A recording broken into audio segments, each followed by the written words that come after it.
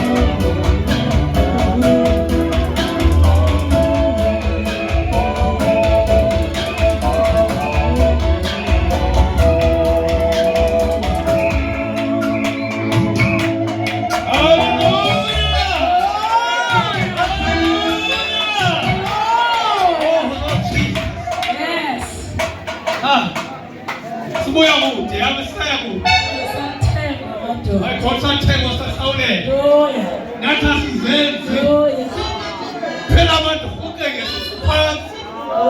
Haleluya. Yabonga abathandekayo. Khumbule emva. Hey. My God. Yabonga abazalwane uThixo. Izinto esasizinqwenela uThixo uzenzile.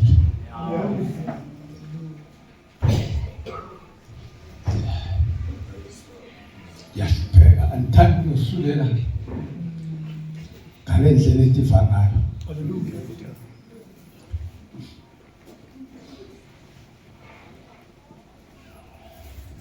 Sibulalekile kodwa singibabonzima. Sinomfowethu uMbilwane Xhola nifika apha kule nkonzo wanisondeza waba ngumncedi wami sendiappointment ngena experience nangokusindiswa oku kodwa waba intonga yami esekhosi. Wangacomplaina ngoba ekusindisweni ebesini yakho bemdala ngokusindiswa kodwa zange acomplaine. Wanceda zizinto ebesizicela kuThixo ebedla ngongqanda ngemithuba uthi xa ubuhle uThixo evela emhle ebantwaneni bakhe athi ndiyakwazi ke namhlanje uzothi noma ndingafa ndithi hayi andizotsho ufundisa ngoba kuxa ubuhle uthi hayi noba ndingahamba kubo. Haleluya. Yambule uThixo bazalwane onezinto zakhe ngexesha lakhe. Thina sineplan zethu neminqweno yethu kodwa yena uThixo ngexesha lakhe wenza lonke. Ndifuna nje ukuphawula kwezi zinto ezithethwe apha. Le weekend bemnandi nabazalwane kakhulu. Bemnandi le weekend. What a weekend. What a blessed weekend.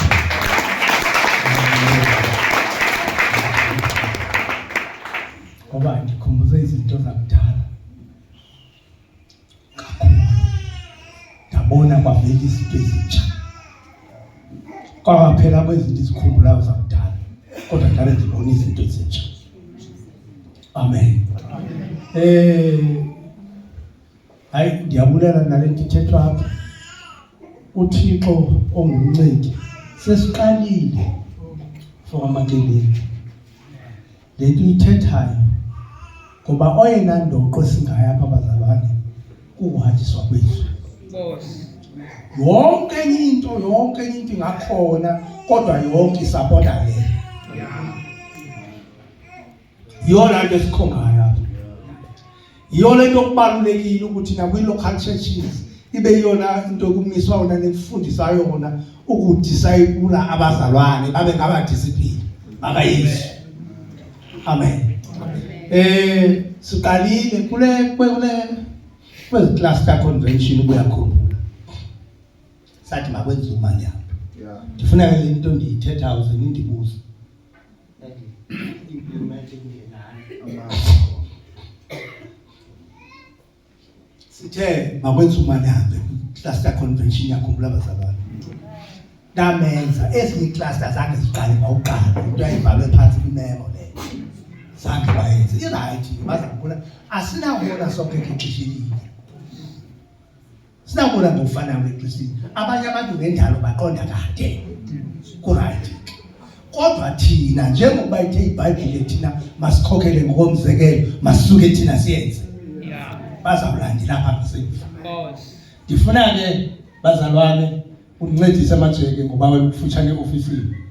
Nawe makelini wakudala ungandifonela wena xaka uthethe. Ndifuna ke ngoku ezi clusters yenzileyo la nto kaManyana. Ayo yaphabula office amali. Yeyenu kulo cluster nina nibe honest ni identify nincedisane nathi eofisini ngoba sine program yokubooster emissions ezineminyaka zizimissions. Kanti ke iprogram yethu ithi church planting. Ayithi mission planting. Ayitsho. So ngokuna ke ukuze sifulfile lento sidinga ukubambisana kulo mcimbi. Yabona ching ya kudingeka yona. Yabona anathi hayi mntana ngase ukutofa mesitofa uhlala nje. Hey, hayi uyibeka le ndaba kube ncinci. Hayi iyona nto esoloko siswele. Sathi sisala nabantu iminyaka sesithi aphosishumi. Hayi ke mina ndathi benze ngento yenkosi yami ngoba ke ndingakuthandi no adjuisha ndithi hayi lula nje lento. Vele uye kulingakhuphi ishumi. Wesuka uchithane.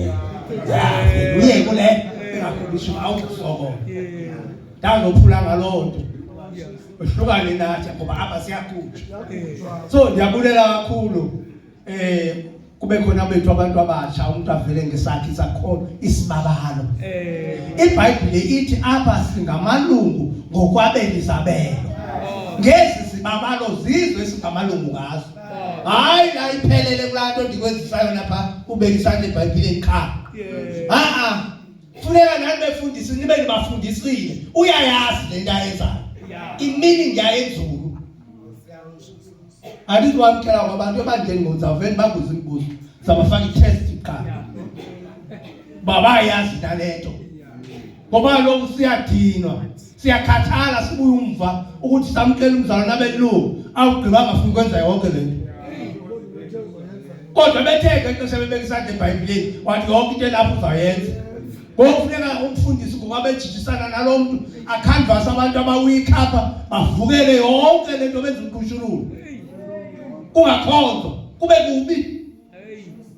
Ngoba thina sibizelwe kwi-unit. Bazalwane. iBhayibhile ivula indlela nje ecacile uba unengxaki ngakubani iyabuye ithethe. Cha ngoku usathana ubalekise lonto ukuthi singabazalwane. Uba ndinengxaki noqonyeka ndivele ndiyapha kumagcina. Ndibalisela umagcina lo. Nomagcina asuka ubalisela umajeke. Kukukhokhasa oko. Amen. Asibizelwanga kulonto thina. Amen. Silapha for ukwenzizwe. Silunamela uThixo. Hallelujah. Amen. Ndiyaxolisa ngaphandle iqobo. Ndiyaxolisa ndenze into ongatsho ngama ndiyenza. Kanti kufuneka xa ungumdlalwane ube discipline. Xa kuthiwe yenza into wenze lonto. Hallelujah.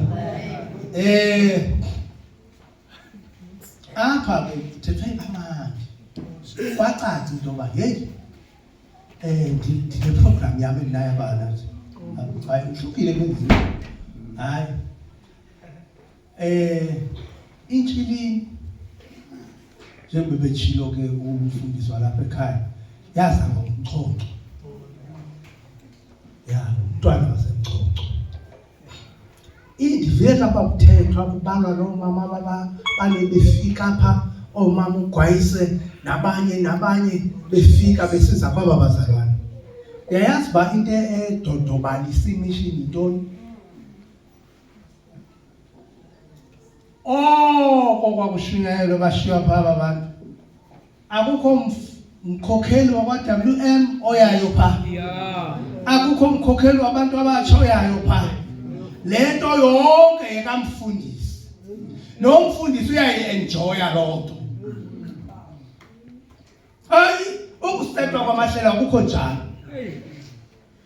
uJethro uma ndimbiza kakhulu umkaMoses waya kuMoses esenza lento uMoses ufoliwe bonke bayathothela lapha iThu wayijonga umadala waboma yabona lo uzolimala waya kuye wathi suyenza kanje lento uzafa wena naba bantu nyula amadoda athembekileyo yabona ziphayi qualities zokonyula komuntu ungabambi nje omthandayo kodwa benesinyama ibe ngawenza lo msebenzi athi amatyala anzima wazise kuweke So isebenza ngokunjalo befundisi. Uma uyochumayela endaweni awuyanga kwenza into yakho ayo ministry le. Nalento ubona abantu benza bakho. Akazashawuta ngenyimini ngomnye umfundisi. Wasishawuta kwathatha ihamete lakhe. Ngomnye umzalwane wawuthetha nami kulungisa into ezithile. Wathi hey ngiyeke ntongo wami lo. Hayi ngicela kule xa kule kodwa ke siyabonga Nkosi abantu abanjalo abahlali. Cela bangahlali impela ke. Aphume. Akho umuntu namuntu wakhe apha. Ngabakathixo abantu. Cha. Then abantu ababaleyo kuThixo ngezibabalo zohlukeneyo babakhulisa abantu. Amen. Into yomuntu bethuna imini sahambe uma wenza into yokuthanda phakathi kweministry uyakhutshwa. Ithi la ndoda hayi obizwe lo mbono wavela kumkha. Abokwenze yakho. Asikho kulonto ke apha. Sikho kulonto bazalwane. Into endicela abazalwane siyakuthi phapo siyakhona. Kodwa izawusinceda discipline. Kukhona la nto yonke indawo inommiselo wayo. Nditsho emsebenzini. Uba uphoqwa ngumsebenzi noba uphoqwa inkokheli kumanager kune system kunendlela uma uyilandele uapproacha lo. Awusuthi ukuthi kube nguye uthi hayi ke ndihamba ngoku ndiyashiya lento ngathi yeyakhe. Hayi konjalo. So ndizama ukuthi ke bazalwane njengoba sihlangene apha singabantwana bakaThixo. Kukhona izinto ekufuneka sizilumkele. Kukhona izinto ekufuneka sizimaintain uthando. Omnye komnye angayithethi into ebeza umlimazo omnye. Athandazele omnye nomnye athandazele omnye. Yimpilo yethu singabazalwane leyo. Yawuqhubeka emzalwane ndimxelele. Siphilo lo hlobo. Iya maintainwa ke lonto bathandekayo. Dilapha ke bazalwane. Besithi ke umxoxo wazala le. Injili emva kweminyaka. Lo nkosikazi injili hayi. Andifuna ukuthi uzalela phansi. Injili iyazala phansi. Iphi wili? Yazala phansi. Oh, value block na block utheyile ngawo. Unabo. Okay. All right. Baba sikhona lapha niyamfufu. Sikhona tata wili. Wena? Wena. Ngoba? Wena. Oh, Nkosi yami. Khona wili tata. All right. All right, Mr. All right. Fakiti ngalokusikhahla mfuni fakiti. Aba kodade wethu. Fakiti ba. Nkosi. Uthenga ukudaba strong twenene. Fayo. Awukhawuleza kakhulu. Siyabulela. Fakiti. Bangade babe neminyaka emininzi. Bazalwane kapha sokumisela local churches ezibili. 2. Apho.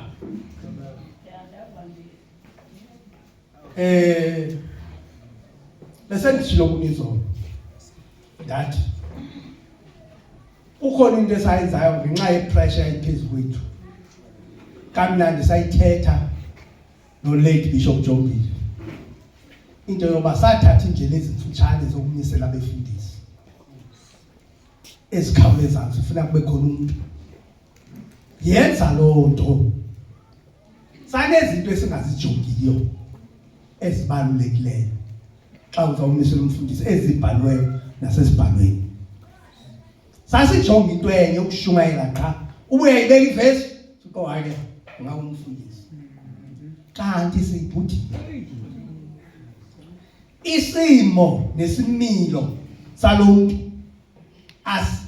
akakwazi babe umfundisi. Kune process afanele udlule kuyo unyaka wonke uphele etrainwa kujongwa i-character yakhe.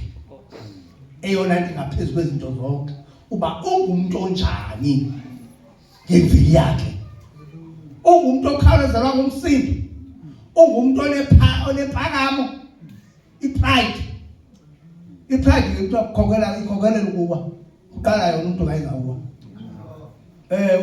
pride ipride into ba yonke into eright yenziwa nguwe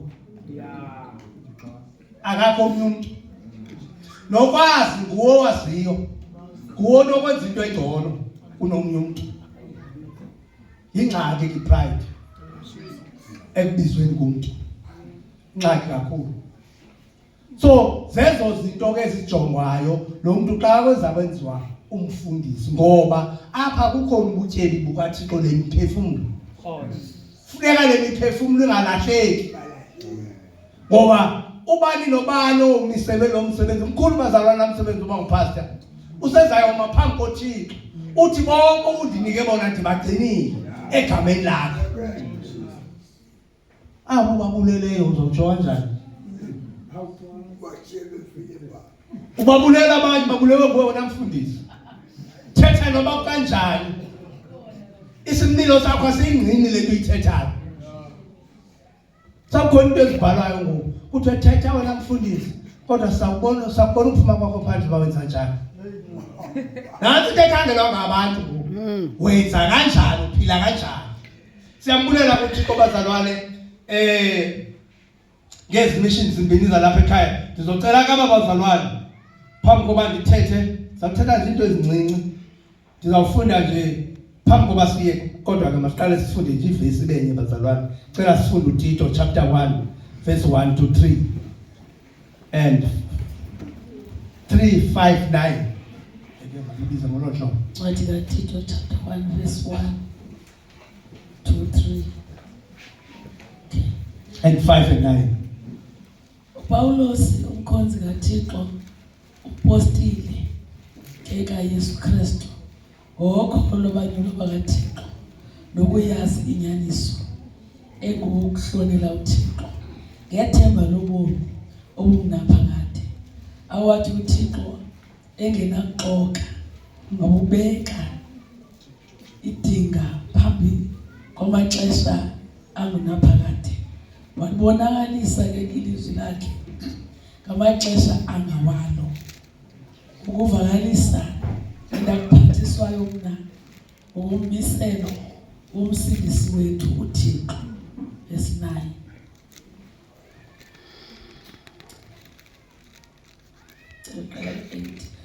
Umelwe ukuthi abe ngobuka indwendwe umthandi wokulungileyo onesidima olilungisa ongcwele onokuzeyisa ebambelele ezwini elithembekileyo wemfundiso ukuze abe nako ukuvuselela ngayo imfundiso ephilileyo nokubohlwayo badane abaphikayo. Ufunde chapter 2 ufunde verse 7 no 8. 7 ezintweni zonke zenze umzekelo imisebenzi emihle emfundisweni ube ngomsulwa ngondilekileyo ngolizwi liphilileyo lingenabugwetywa ukuze ochasayo abe neentloni engenanto imbi yamthetha ngayo. Ya ukuze ochasayo abe neentloni angabi nanto yakuthetha. Amen. Lo muntu ome ngaphambili komfundisi kufanele kube ngumuntu ongenako ugwetshwa omsulwa nje.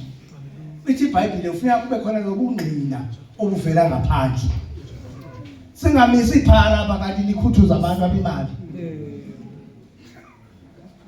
Seyixhaphakile into yoba abashumayeli babe ngamaphala nabefundisi. Umthandazo ethengwayo ngemali. So ngenxa yezo vesi ke bazalwane zininzi benzawuthetha xa belikhona ixesha.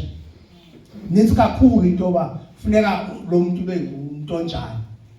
Kodwa zikhona izinto ezibaliweyo ezincwadini nje zalapha ekhaya Church of God.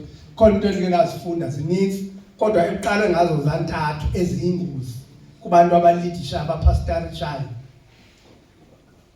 Likhathi impakamo imali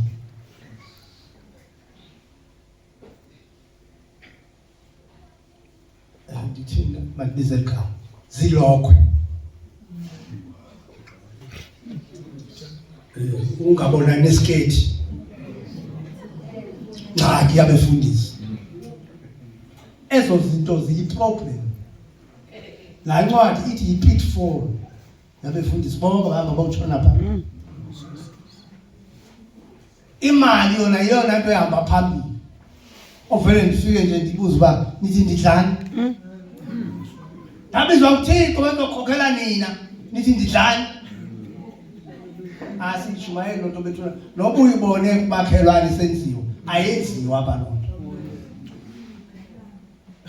wena eyona ndlela yokukhokhela yalapha yiba sisicaka sabantu bonke then uzawunyuka ube yinkokheli. So ndicela ke izindawo zilandelayo abazalwane ngokufutshane ngicela umuntu okhonzisa esidanda azomapha umuntu okhonzisa esidanda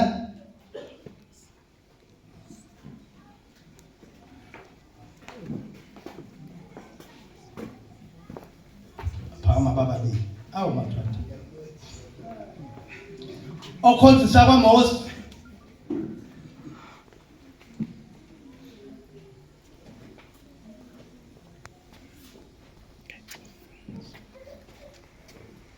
mangaba sikahle ngaphambi mfundisi wami ndicinga uba ke nonke le ndawo ndithi asizange siyenze sayibhaqa sinotata uJumbili sizawulwisana ke befundisi ngoba laa nto sasingayenzanga sayenza ingabi lothuku loo nto umfundisi nomfundisi umuntu omaphambi kwabantu okuthiwa makakhokheli local church sizascrutinize ukuphila kwakhe ngoba kaloku lo muntu uphethe ubutyebi bezulu imiphefumulo yabantu izawufa zizenzo zakhe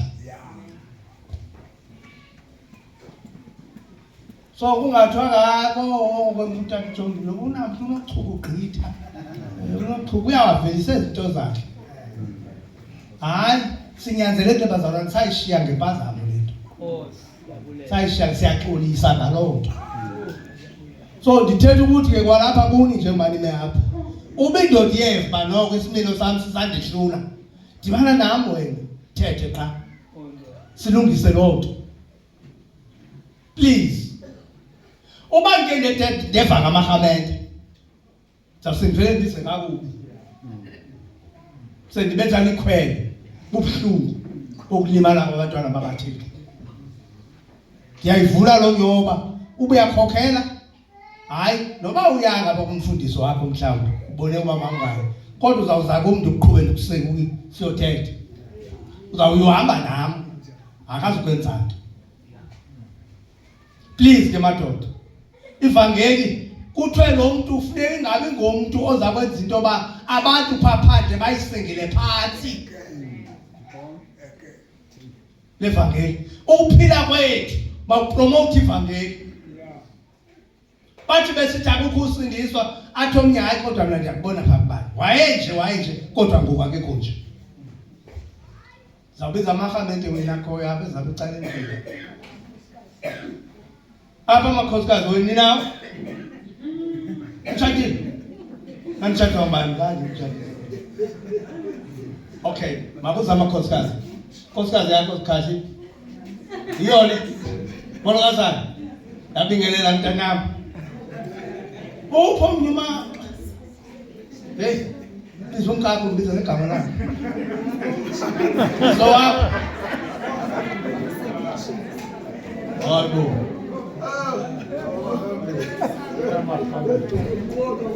bathi na abazalwane andikazwapha abanayo akatshani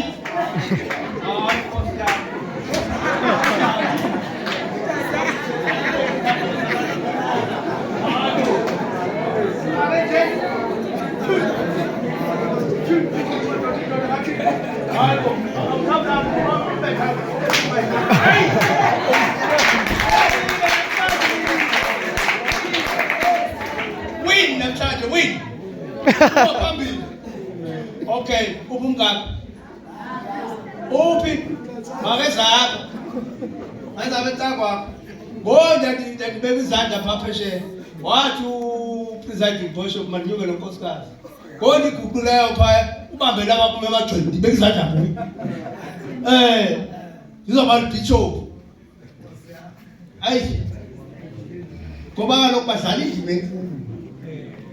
Ndidla ngokuxa nditshatisa ndithi yi-junction ukutshata. If utshate umuntu orongo, noba ubomi bakho bebuya kwi-right direction, ukutshata kwakho zonke izinto ziyatshintsha. Umuntu ongumama une-influence. So uba i-influence yakhe ayitshintshwanga, awuzusinda umuntu oqala. Wena myenanga. Siyabulela ke bazalwane. Makuze abazalwane basestanda beze ngaphambili. AbakwaMosi baye ngase bayikhokelini babo. Abakhoyo bethu ayinamsebenzi noma bekho baninzi. Aba bakhoyo bazonqina lento siyenzayo namhlanje.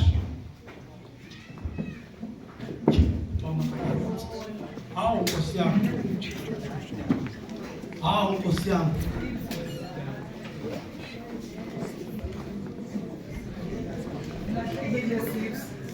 Sipsi ukuthi ulahlekile. Balungiseni laba bazulu. Ya isidanga ngapha.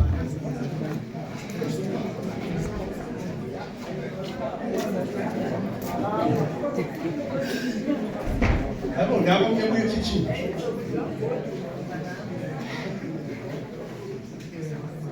Ngifika utheni wakuthethisa notata wanqunga usafika.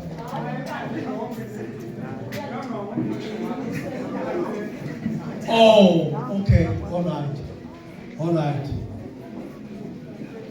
Yawabona abantu kangana abekho bonke ndithi befundile. Sikhaza. Bakhona bonke abantu abakhokhela abafundisi. Hayi ngithetha nawe bakhona abangezanga. Baninzi.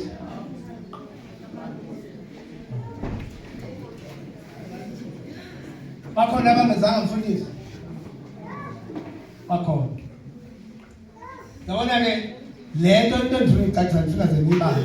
Lento ayinanto okwenza noba abantu bangaphi. Kodwa kufuneka babe khona. Into ebalulekileyo yinto yoba bakhona abantu abamatured. Kangangoba i-local church iyaqalwa. Iqalwe xa ubonakala uba noko abantu abakabikho.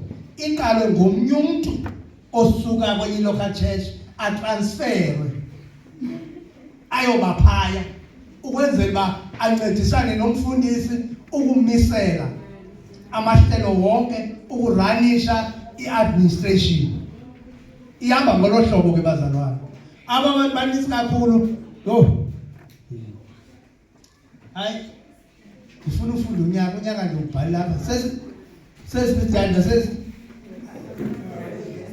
sesithathu. Niyayazi waqala nini la ndawo? 202. Ni mission. Isho ukuthi nama khona nje pha noko sange simtrine kakuhle. Nazi okuthiwa negusha zadliwa zikathathu. Ubakhalela nje kodwa abayiphambili ibona le. Amen bazalwane. Bazalwane namhlanje eyaphi local mission yazalwane 2013 2016. Hayi kushiyana ngonyaka apha kumndini 2015 ayizukwenza into lonto. Hayi noma feza ayilungisa mistake njalo. Ngibawazana.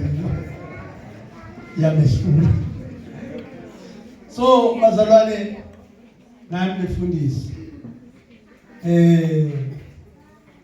ukusukela ngosuku la namhlanje anisewo submission is the local churches.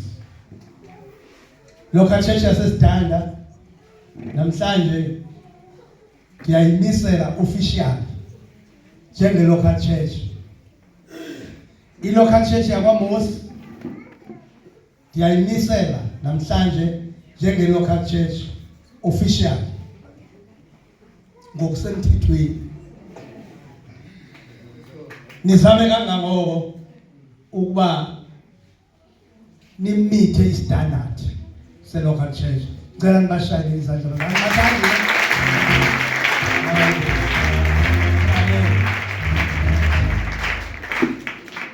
Now,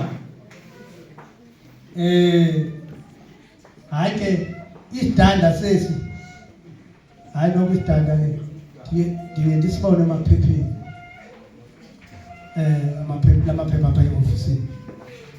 Sisibone khona izinto kaziyanga khona. Uthixo webazalwana nincede. Njengoba ndisithi kunini izimele namhlanje local church esebenzayo, uzawuya unelungelo lokuya umfundisi uMakeleni ayochecka uba izinto zihamba kanjani, especially xa wenze i-quarterly conference. Yabona ke into endithanda ngazo ze-quarterly conference azinakwanga ngabazalwane abefundisi. And xa ungayenzi yenza abantu obakhokhelayo bangakuthembi. So uzawuya ke, so xa nizawuba ne-quarterly conference ifonela umama utata uMakeleni okanye umama ongusekretary walapho into yoba ngemini ethile sizawuba ne-conference, niripota ngezimali zenu, nithetha nge-transfers, ureceive abantu abatransferileyo nabaphumayo, yonke laa nto. I-conference yiyona bhodi e-authorizer okanye egunyazisa izinto emazenzeke kwi-local church. Awuthi ndim umfundisi befundisa, ayenziwa loo nto. Thetha nabazalwane basapota umbono wakho okanye bangawusapoti bathi hayi masiwuhlomezelele kanje. Nabo andibaniki igunya lokuphikisa. Mabathi xa bethi hayi bathi nantsi indawo efuneka siyilungise. Bangavele bathi hayi nje bezitoyitoyi. Yitoyitoyi into eno hayi nje ungasingendawo. So siyanicela ke bazalwane, as from today nidibane nomabhalane walapha ekhaya izinto eningazaziyo ngoba every month nizoreporta e-ofisini yase-national. Nenze loo nto ke bazalwane kakuhle. Ube nomabhalane, ube nomphathi wemali. Ungayiphathi imali ngomfundisi uzowuwa. Uzakuwa. Nika umyalelo wena qha phaya baba niphatha imali kanje nakanje nakanje nakanje nakanje. Now ndize kwaba bantu bakhokhelayo. Umandi lo umfundisi uSikhahla ulicensed. Kodwa ke i-appointment yopastor yenziwa ndim unational bishop. Ndandinikwe nokunya phesheya. Then ke ngoku ndiyakumisa ngokuphambi kwebandla as upastor, kodwa ndiza kubhalela ileta iza kunika ne-time frame. Uba kule time frame ufelishile sabuya sithethe sihlale kwi-round table. Ungaphathi envelope ebrown, ayisebenzi. Sebenza umoya kaThixo qha, hayi envelope ebrown. So yiloo leta ke ezawuchaza i-time frame yakho uba ungupastor usukela ngale date ukuyoma ngale date. Ngokomthetho we-Church of God of Prophecy, ngokwepolisi ke ukutsho, umfundisi uya-evaluatwa. Yabona le nto embi ongayontle oyenza kwaba bazalwane bakhokhelayo iza kuthethelela ngelimini okanye iza kuchitha xa yini. Ngoba u-evaluatwa ngaba bantu bakhokhelayo. Mna ndiza kunyula abafundisi abazayokhophela le nto yakho phaa. Bonyule ndibanike ii-forms. Ezo forms bazawufike bazinike ii-members.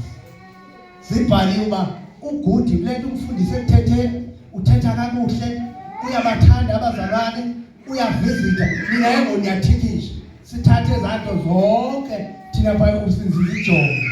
Sibone uba hayi mfundisi awukho fithi. Lungisa kule ndawo nakule nakule nakule. Into enayo abantu abashort tempered uvela athi uyagxothwa kakhulu.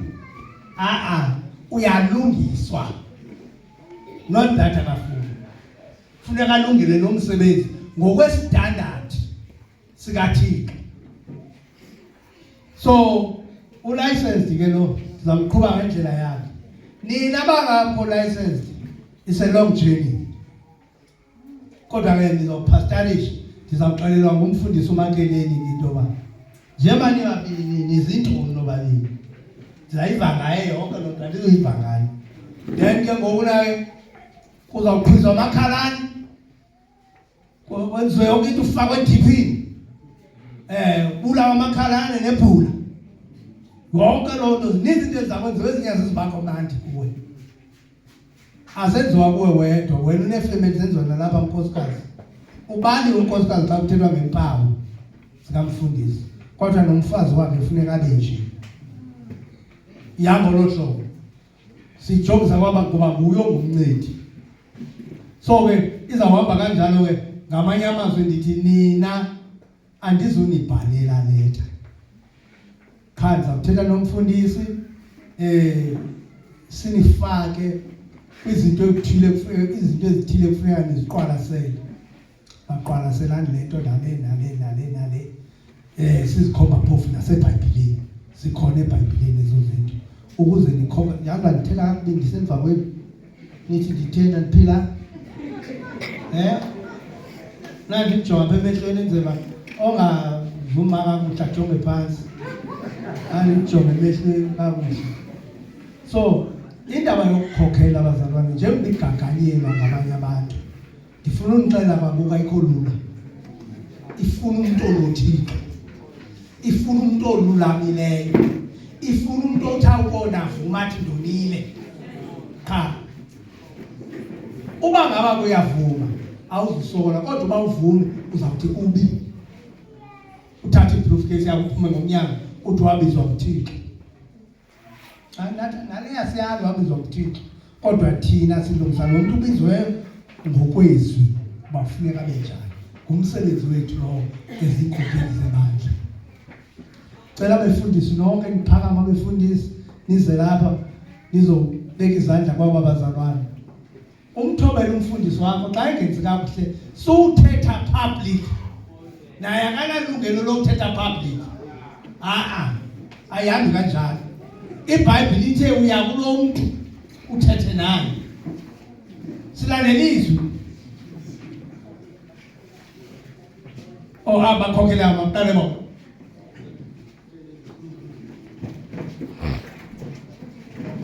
yabona ke ungakulinga uthwala injinga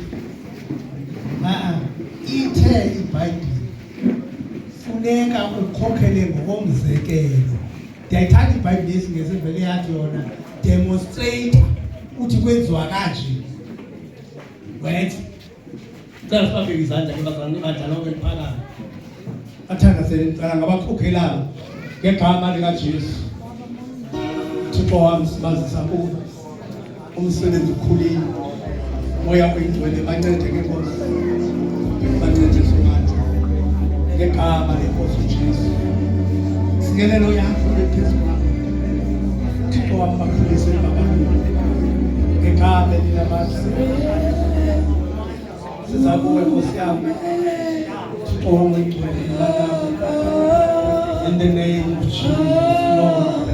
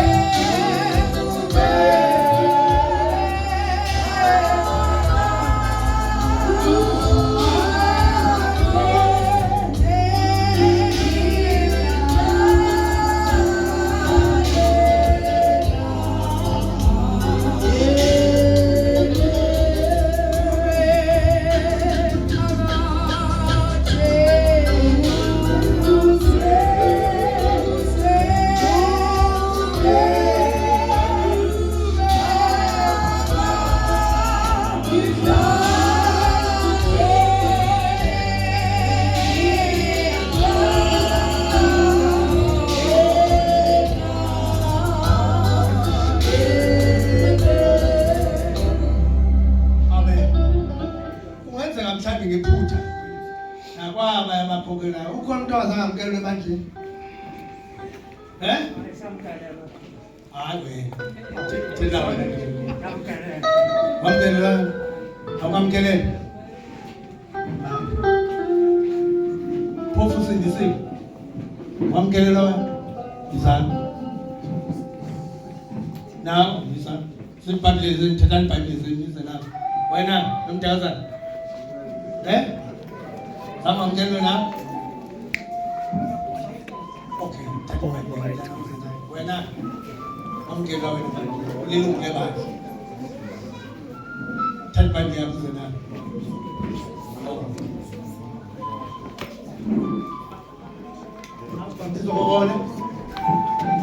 Oh, hayi ke. Imali hayi mabenza bacacisela kakuhle. Ngabenza bonke abantu basusa. Ngaphendula umbuzo lokushileyo. Abaptizwa wena awukabhaptizwa jonga ke nto ungabikho offended mntanami. Kwamkelwe ebandleni uyobhaptiza wena. Yabona kumfundisi bese ne planning azawuyenza. Kodwa lo planning ngoku ixhomekeke kulo mfundisi wakho. Umtsha uyayazi into bawukabhaptizwa. Ongabhaptizwa bethuna ese ahlale phansi ongabhaptizwa. Again senze lula kanjalo. Ongamkelwe ebandleni ebhaptiziwe makaze ngabe. Nabhaptizwa noma ngamalungu eChurch of God of Prophets. Navuma nathi nalenzizwe. Hallelujah. Praise God.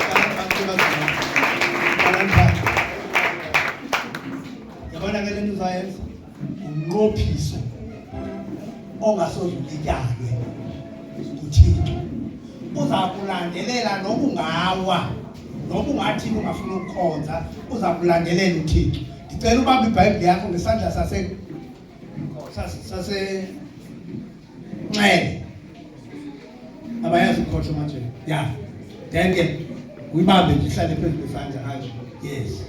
Ubeke isandla sokunene ngaphezulu. Cela abazalwane baphakame bonke.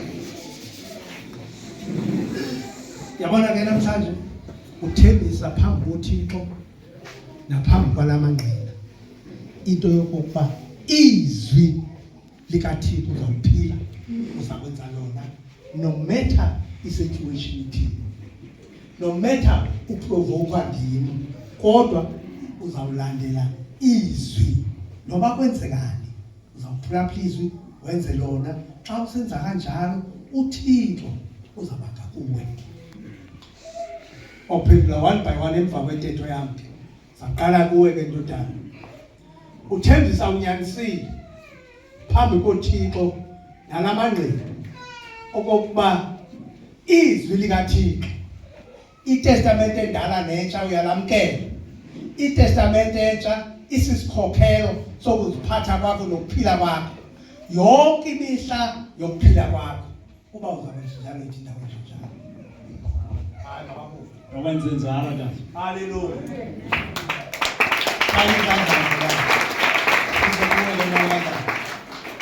Uthembisa unyanisile phambi koThixo naphambi kwalamanqina okuba le Bhayibhile ililizwi likaThixo uyayamkela. iTestament endala nentsha, iTestament entsha isisikhokhelo sokuziphatha kwakho. Uzawululekwa ngayo le wohlwayo ngayo yonke imihla yokuphila kwakho. Uba uyakwenza njalo Thixo. Ndiyakwenza njalo Tata. Hallelujah.